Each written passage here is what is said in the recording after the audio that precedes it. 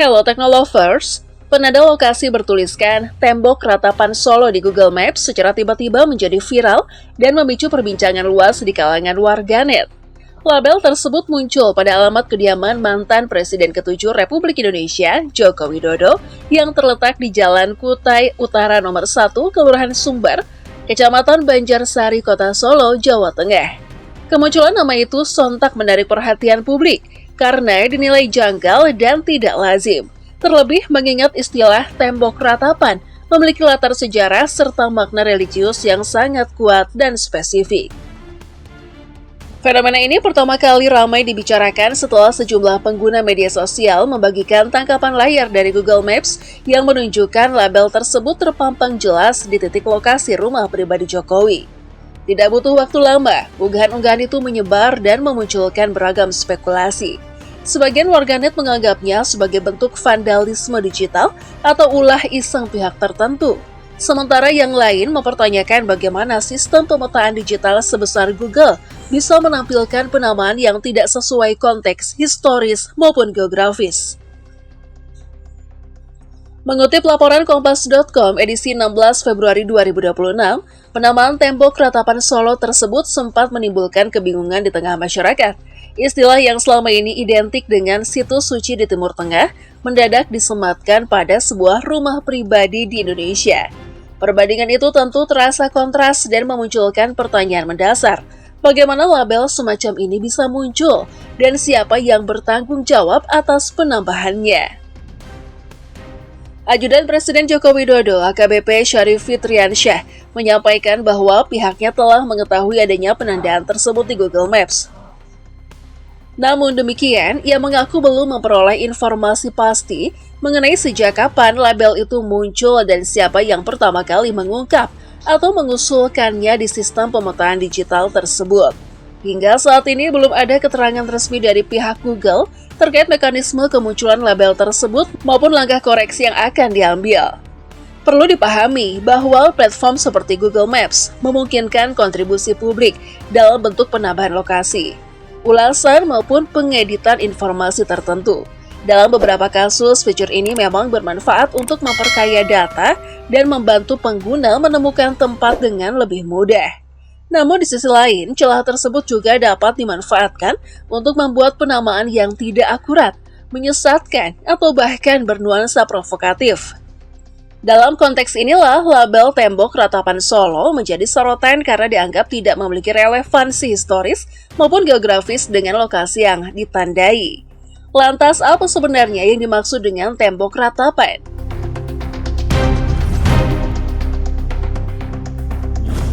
Istilah tembok ratapan pada dasarnya merujuk pada sebuah situs bersejarah yang berada di kota Yerusalem, Israel. Dalam bahasa Inggris, tempat ini dikenal sebagai Western Wall.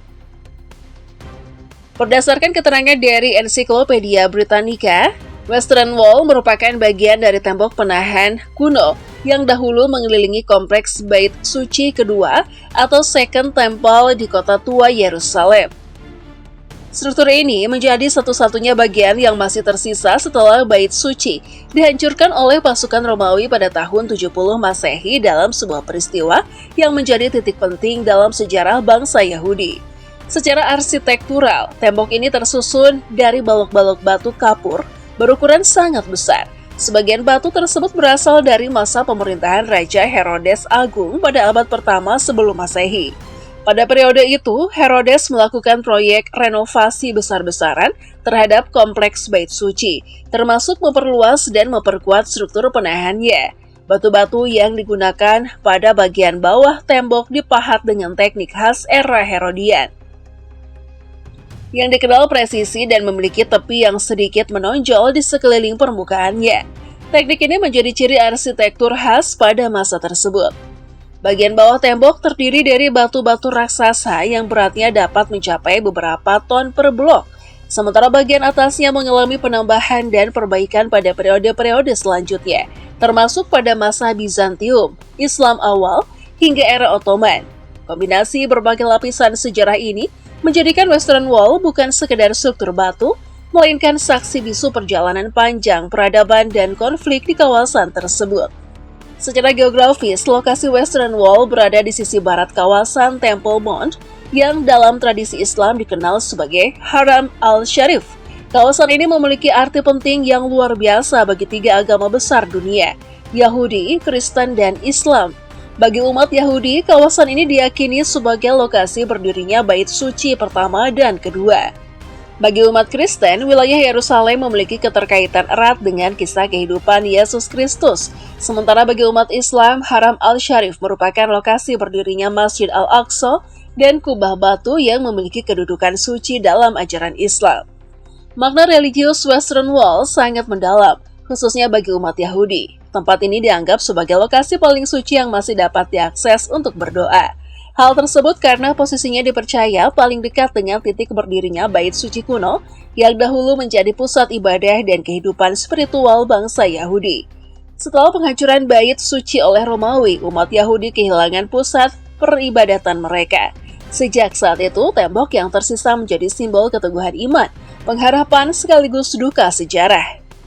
Sebutan Wailing Wall atau tembok ratapan muncul pada praktik doa dan ratapan yang dilakukan di tempat tersebut, terutama sebagai bentuk kesedihan atas kehancuran Bait Suci.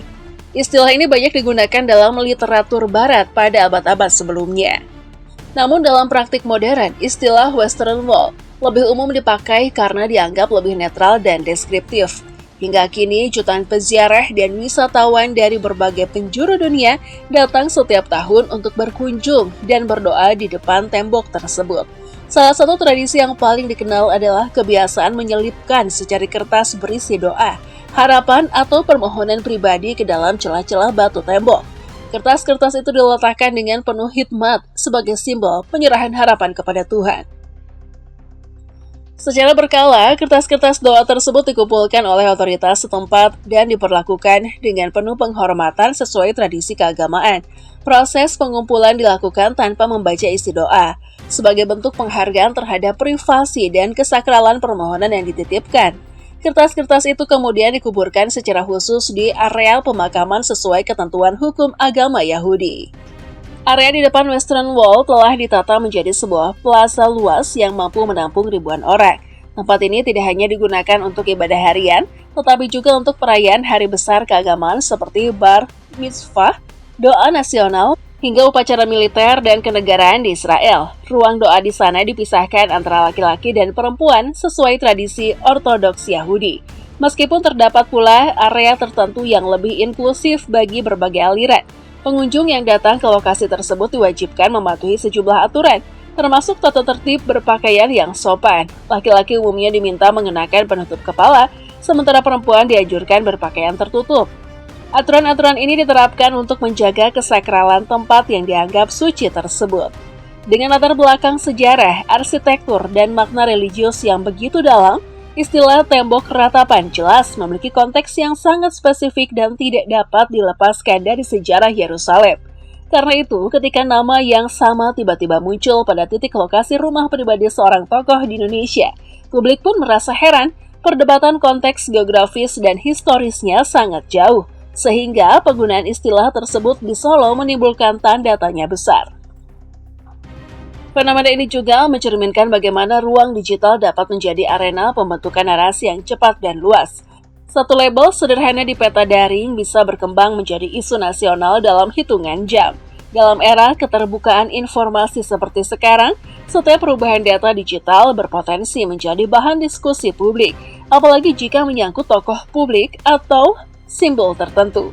Kasus tembok ratapan Solo pada akhirnya tidak hanya menjadi perbincangan tentang sebuah label di peta digital, tetapi juga membuka diskusi mengenai literasi digital, akurasi informasi, serta tanggung jawab dalam penggunaan platform berbasis kontribusi publik. Istilah yang memiliki nilai historis dan religius tinggi tentu semestinya digunakan. Dengan memahami sejarah dan makna asli Western Wall di Yerusalem, publik dapat melihat dengan lebih jernih bahwa istilah tersebut bukan sekedar nama tempat, melainkan simbol perjalanan panjang sebuah komunitas dalam mempertahankan identitas, iman, dan sejarahnya. Oleh karena itu, kemunculan label serupa di lokasi yang sama sekali berbeda wajar apabila memicu pertanyaan dan reaksi yang cukup luas di tengah masyarakat.